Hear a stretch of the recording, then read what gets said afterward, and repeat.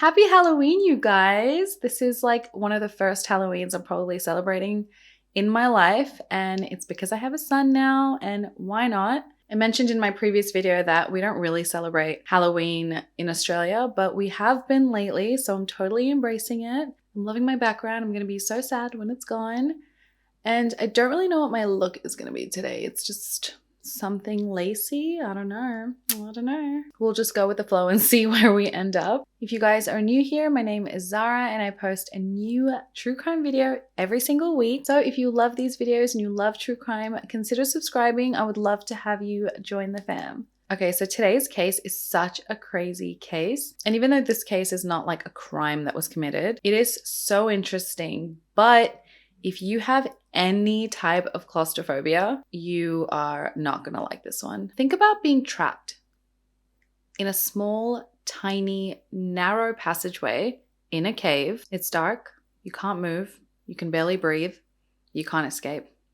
So today we are talking about the Nutty Putty cave, and it is a hydrothermal cave located in Utah in the United States. And the reason for the name Nutty Putty is because it's a hydrothermal cave, the walls are covered with like this type of wet clay, and it's like moldable and sticky, and it just like covers the whole cave, like all the internal walls of the cave have this substance. Now, when I think of a cave, like I think of like walking in the woods and then like, oh, you see a cave, you know, like a semicircle like cave you see in storybooks, like where bears live. And then there's like a boulder at the front, which they use as a door for like, you know, privacy reasons. No, just me. I'm the only one who thinks of a cave like that. Or even like Batman's cave, you know, like when you walk in and there's like icicles or like stalactites or something, and they like hang from the ceiling, and then when you like walk in, like all these bats come out at you, like that's a cave, right? I'm vengeance.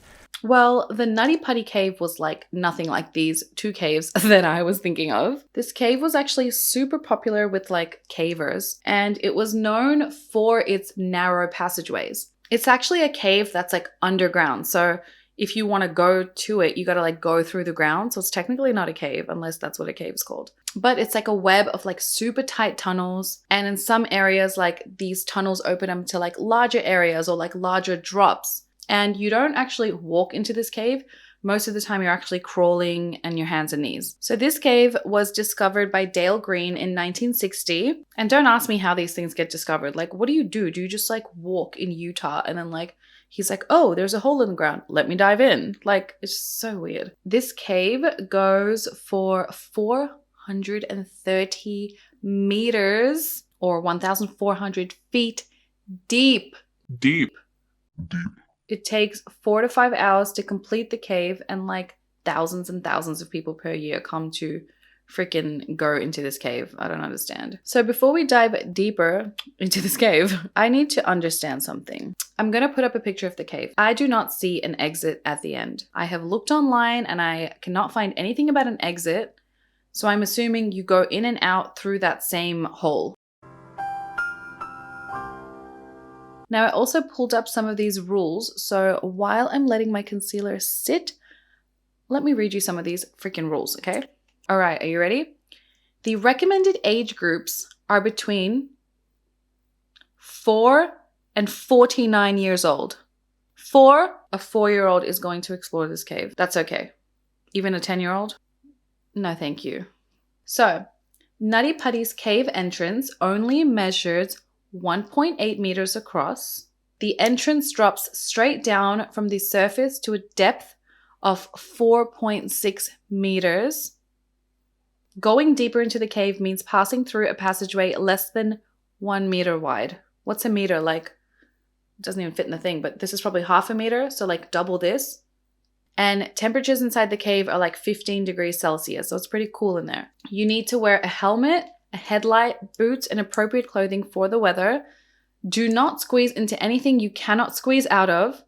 And there have been several rescues because of people getting stuck and or head or neck injuries created by falls. Yeah, go ahead and send your 4-year-old in there. Thank you. Yeah, okay. And can someone explain to me, like, what is this excitement with humans about exploring a space like this? Are you excited about the high possibility of death? I remember back in 2011, I visited the islands around Fiji, and we were with like a group of friends, my brothers and my husband. Well, he was my boyfriend at the time. And we went on like this hike, and then we had to climb a waterfall at the end. And I totally felt peer pressure to like freaking climb this waterfall. I hated every moment of it. And as we were climbing up, like the water was falling directly on us because it was a waterfall. And we were climbing up these like super slippery ass rocks because it was on a waterfall. Like, why do we do these things? Like, I had major regrets the whole time. And honestly, like, I was like, I'm gonna die. I'm actually going to die today. Am I glad I did it? I don't know. Like, I don't know. I don't think about it. Anyway, so back to the cave. John Edwards Jones was 26 years old and was one of the many thousands of people to visit this cave. John grew up in Utah and he had plenty of caving experience. Like, there's a thing called caving, like, but caving is also called spelunking. So most of his spelunking was actually done when he was a kid, and he did this with his father. And his father frequently took him and his younger brother Josh on these spelunking trips all over Utah. John was born into a big family of 5 boys and 2 girls, and he also had 16 nieces and nephews. John was a devout Christian, and according to his family, he was known for his, great sense of humor. He had a good nature about him. He had a strong work ethic. He could relate to a lot of people. He loved people and he loved children.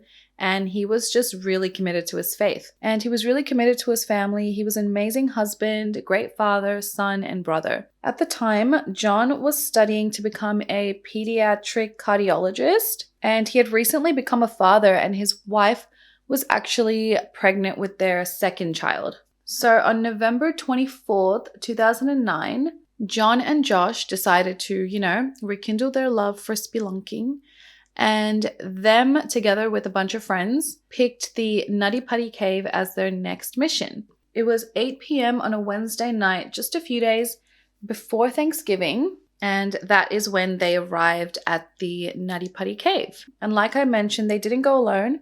They were accompanied by 9 friends, so that was a pretty large group to go caving. So John was now 26 years old, 6 feet tall, and he was about 200 pounds. Way bigger than, when he was a kid and he would go caving. So for the first hour or so, everything just went perfectly fine.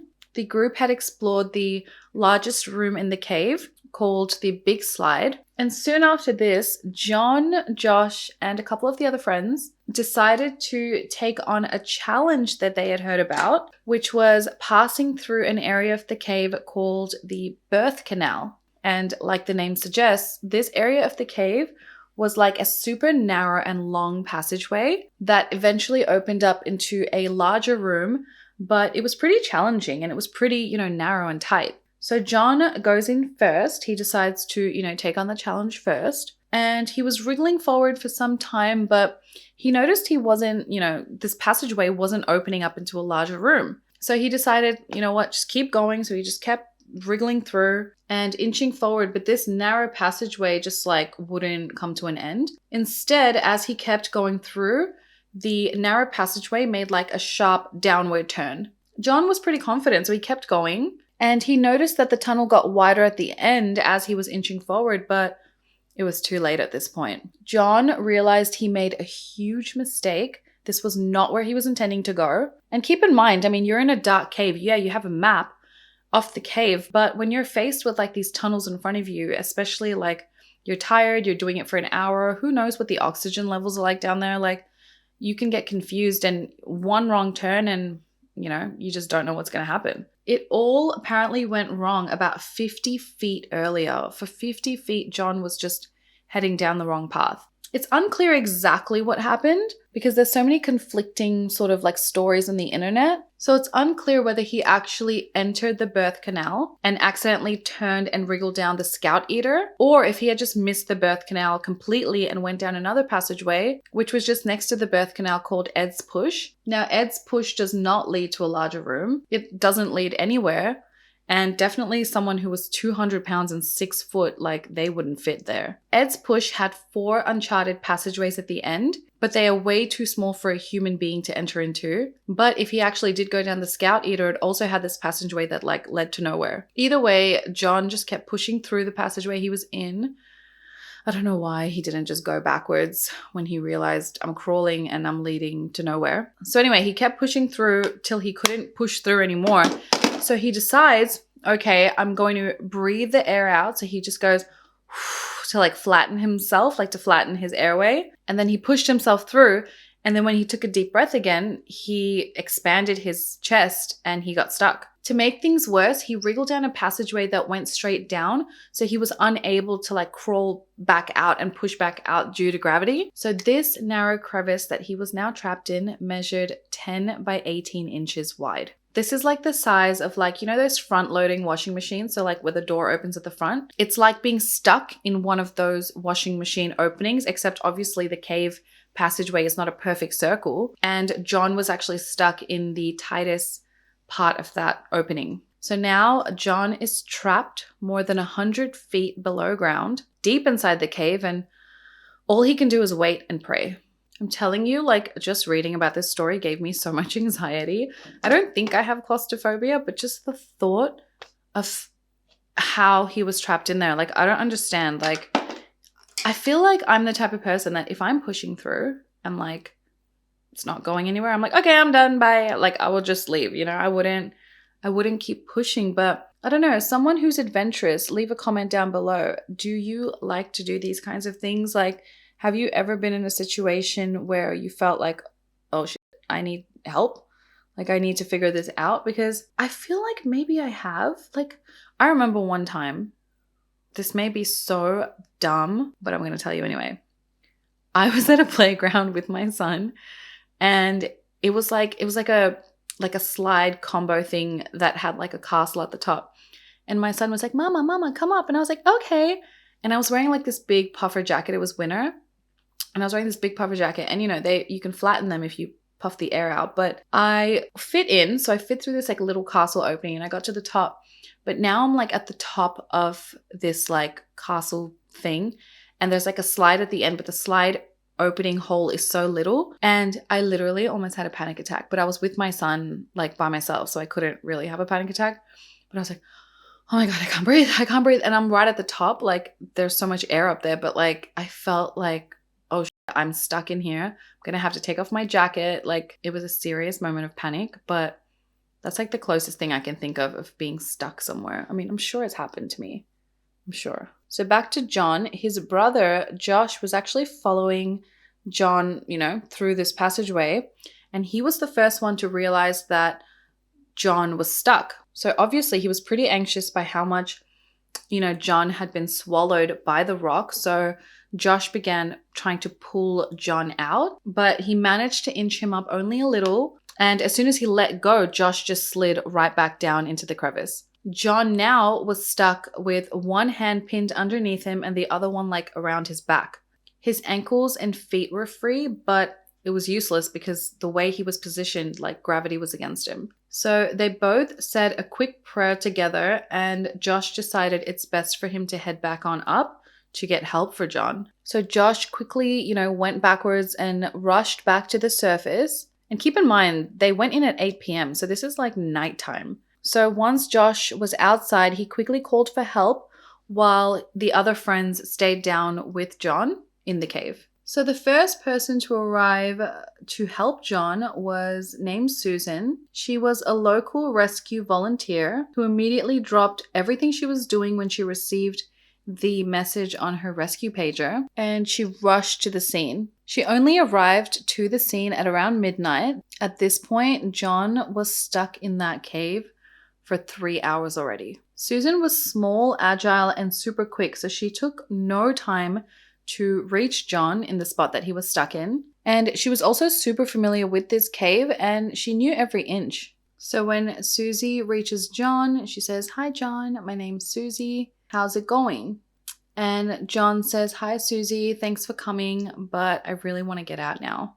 Within the next few hours, tens and tens of rescuers arrive at the cave to help John. And they began brainstorming plan after plan in an attempt to get John out. They discussed everything, even like lubing the walls of the cave to like slip him out of there. But they ended up deciding to use a rescue rope, and that would pass through a series of climbing cams, with one end of the rope tied around John's legs and the other being, pulled up by the rescue team. So Susie then ties a rope around John's legs, and then she goes and passes up the other end of the rope to rescue workers higher up in the cave. And they tried everything they could to pull him up, but they weren't strong enough to move him. So they asked John, to twist his body, and then they even cut his clothes, but nothing was working. At the same time, they also took like drills and drilled parts of the rock around John's body, hoping to loosen up the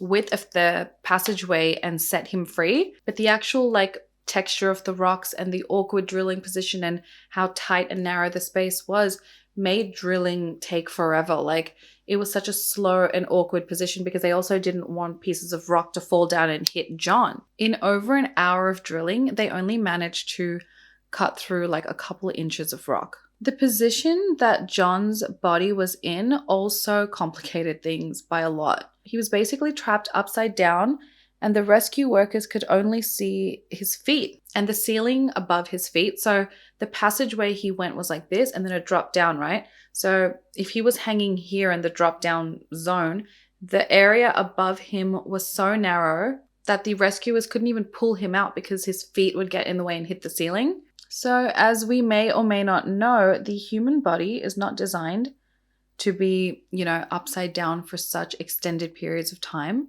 When we're upright, so when I'm sitting just like this, our heart uses gravity to just pump the blood around. But when you're upside down, the heart has to work extra hard just to pump the blood, through the rest of the body, because gravity is not assisting it to pull it down to your feet and, science. Yes, science! And, as your heart is working this hard, the blood pools in your head and your chest. So Susie just, kept John talking, as it was just a way to keep them both calm, because they're in such a tough situation that the only way to really handle it is to just remain calm and just try and figure it out. Every time he spoke, she could just hear the sounds of the fluid coming through his chest. As the clock is ticking by, all the rescue workers, they're working really hard to figure it out and to get him free. But their first system of like the ropes and the pulleys, it just failed. It didn't work. So at around 2 a.m., Susie had now been, in the cave for 2 hours trying to help John, and she was just exhausted because she was just going back and forth, up and down, from where he was back to the surface. So the remaining rescuers then tried to use a rope pulley system, and they would drill bolts into the cave walls and like anchor the ropes on the bolts. But everything was so difficult because of how narrow these, passageways were. So even though there was like a large team of rescuers outside, there were volunteers, emergency services, and even a rescue helicopter outside, but only one person could directly access John. Everything was so narrow, it just wasn't possible. Meanwhile, at this point, John is, doing worse. He had now been stuck upside for such a long time. He had difficulty breathing, and, his heart, it was really struggling to pump the blood. Meanwhile, John was doing worse. He was really struggling to breathe, and his heart was having to do twice the work by pumping, the blood upside down. By the way, I like literally never do Halloween looks, so let's just pray that this look turns out okay. So at this point in time, John is swinging back between being calm and then, being panicked. John's legs were also hurting him a lot because he had been stuck upside down for such a long period of time that even the slightest pressure on his legs, he would scream out in pain. So like I mentioned before, the tunnel was at such an angle that they couldn't just, pull John out the way that they had hoped. They would literally have to bend his legs backwards over his body and break them to get him out. John was already struggling at this point, so further trauma onto his body could have just put his body into shock and killed him. So the rescue team, they decided they were going to drill deeper holes into the tunnel, and then also decided they had to break his legs, and then they would just treat him for the shock later. He was so delirious at this point, and they just had to keep him calm by talking to him about his family and his daughter and the new baby on the way.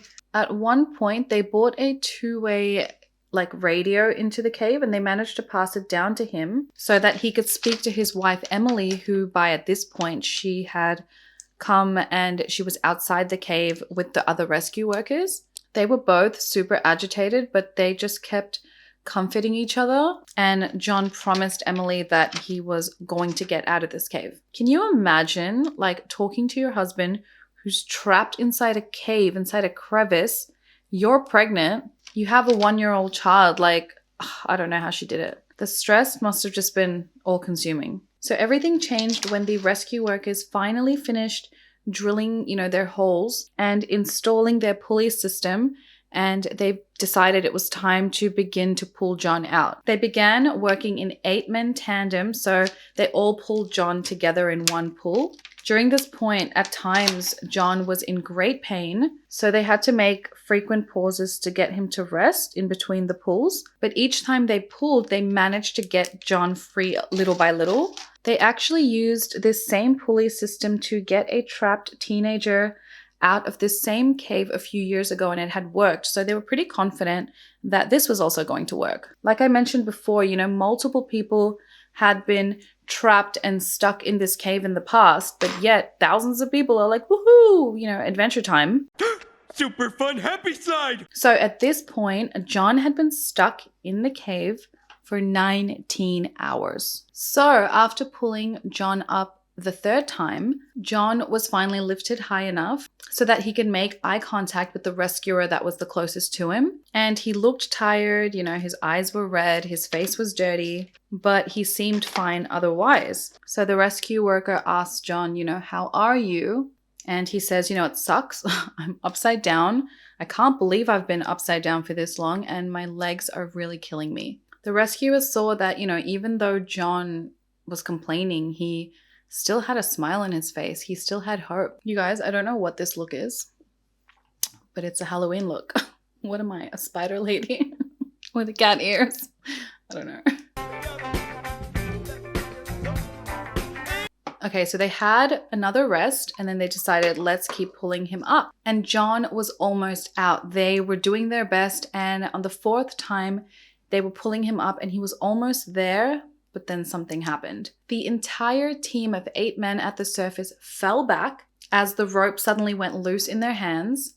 The closest rescuer, whose name was Ryan, he felt something hard smack him in the face, and he passed out. When he came to, he saw nothing but dust in front of him. He couldn't make out in the dust exactly where John was, but once the dust settled a little bit, he noticed the wall of stone where the rope around John was tied to, and the nearest bolt that it was wrapped around had just broken and come apart. He couldn't make out exactly where John was, but as soon as he kept looking and as the dust was settling, he noticed that this time John slid back into that same crevice, this time even deeper than before from the impact. Ryan actually suffered severe facial injuries from the metal carabiner that had smacked him in the face, and he realized that he could not continue his rescue efforts anymore. So Ryan had to switch places actually with his dad, who was also on the rescue team. So when Dave reached John, he noticed that John's breathing was a lot more shallow and less frequent. So he realized that John was struggling to stay alive. He asked John, are you okay? And John said, I'm going to die here, aren't I? I'm not going to come out alive. And David said, no, we're going to get you out. And John actually asked about Ryan, the previous rescuer who was hit in the face with the carabiner. And he asked, is he okay? I think he was hurt really bad. And after this question, Dave, calls out to John one more time, and he doesn't get a response back.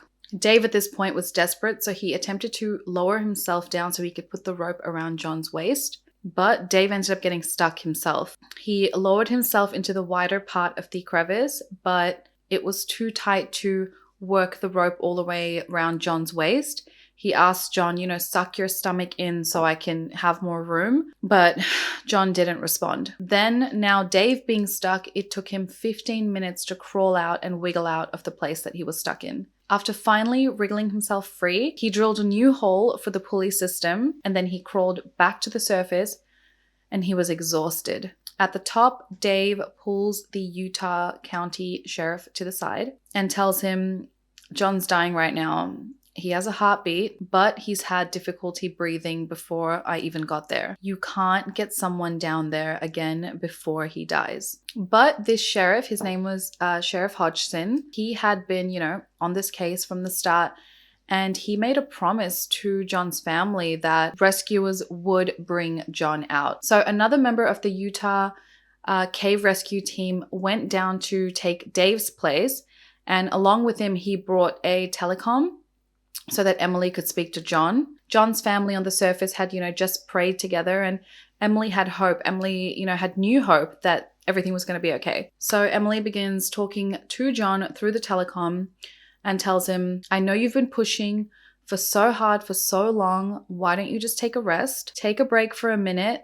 You can rest and then you can push and fight again. Emily said she felt good about that. She'd given her husband, who was struggling so hard fighting for his family against a situation that seemed impossible. She'd given him permission to just be at peace for a moment.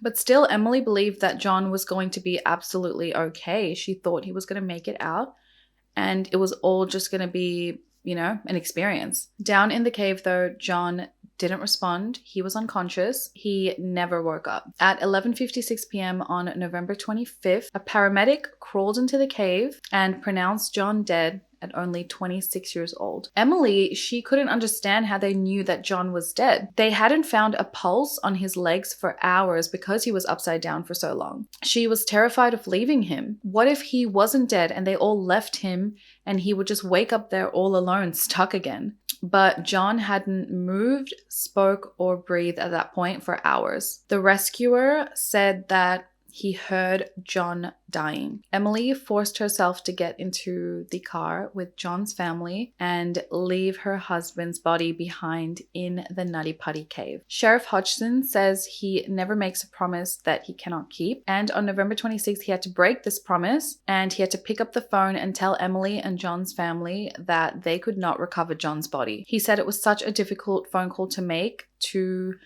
a family on Thanksgiving and tell them you'll be bringing their son out and give them closure, and then to turn around and be like, no, we can't get him out. He's going to have to be stuck there. It was one of the hardest things he's ever had to do. At first, John's family was like horrified. They're like, what do you mean you can't get his body out? You need to get his body out. But removing John dead would be even harder than removing him alive because he couldn't help them. He couldn't push himself up. He couldn't communicate and twist his body, through these narrow passageways and help them bring him out. So the family agreed and decided they couldn't put any more rescuers in danger, and the cave would be John's final resting place. Crews would eventually close the Nutty Putty cave, and they ended up sealing the entrance to the cave with concrete, both to give, the family peace that this was John's final resting place, and to prevent any more injuries. I feel like it was about time. Emily would have no cemetery to take her two children to visit their father, but the cave became a special place for the family. Emily stated that, John loves the outdoors. He loves Utah. He loves, wide open spaces, and this is now his final resting place. It's so fitting for who John was. The 24 rescuers who were attempting to help John attended his funeral. They had been deeply impacted by John's death. In the long hours, they spent underground with John, they discussed with him about his family and his future plans and the new baby on the way. So they felt, super connected to John. And Ryan, the rescuer who got hit in the face with the carabiner, said that he knew John would still be with Emily even after his passing. For Emily, she says she found peace after saying that final prayer with John's family on the surface, and that moment has never left her. She states that before John died, she heard of people who felt closer to God after a tragedy and wondered if their faith was truly stronger after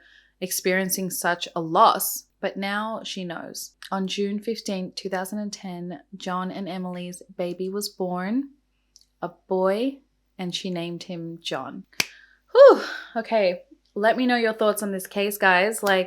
This one for me, just the thought of being trapped, in a situation like that and having so many people come to help you. Like, it must have been so defeating for them to not have been able to help John. I mean, they were almost there, and that one, incident of everything snapping just pushed him deeper in that there was no way he was going to get out. And maybe if he was stuck in a different position, maybe if he wasn't stuck upside down, maybe if he was just kind of trapped like that, they could have been giving him water and stuff like that. But it's like, just what a horrible situation to be put in. I mean, especially if you think that you're just going on a fun adventure and then this happens to you, like, dang. This is why I just choose not to be adventurous. Like, I'm so afraid of something like this happening. Like, I don't know if I'm missing out or if I'm just being safe. So I hope you guys enjoy this video and my first Halloween easy tutorial. There wasn't anything really difficult about it, but I think it's cute. It's fun. I'm a spider kitty, I guess. Let me know if you guys enjoy these types of cases. Not really crime, but it's more like interesting stories, I guess. So let me know again, how many times am I going to tell you to let me know? Let me know what you guys think down in the comments. If you guys enjoyed this video, go ahead, hit the like button. Make sure to subscribe so you don't miss out on future videos. Click on my friend over here to check out some of my other videos. And yeah, let me know what you guys think. Do you like these themed videos for the future? Let me know. I think I've said let me know 17 million times. Thank you guys so much for watching. And I will see you in my next video. Besitos. Mwah. Bye.